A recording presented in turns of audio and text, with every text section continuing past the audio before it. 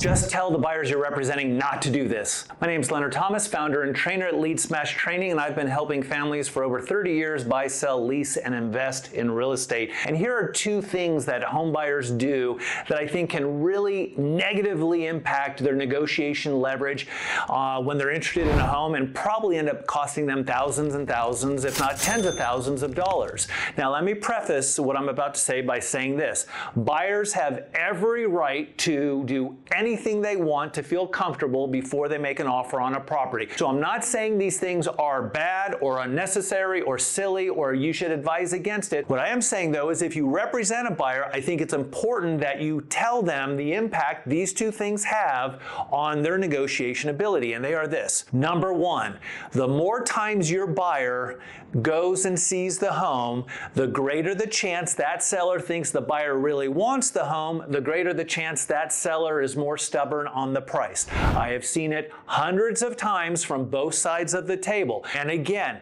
your buyer has every right to go to the home as many times as they want to get comfortable making an offer on the home. But let the buyer know every time they go to the home, it's probably costing them money because they are signaling to the seller how much they want that home. Number two, asking lots of questions of the seller. I have clients that will ask me to get the disclosure notice if it's not already online. So I call the other agent, text the other agent, can you please send me the disclosure notice?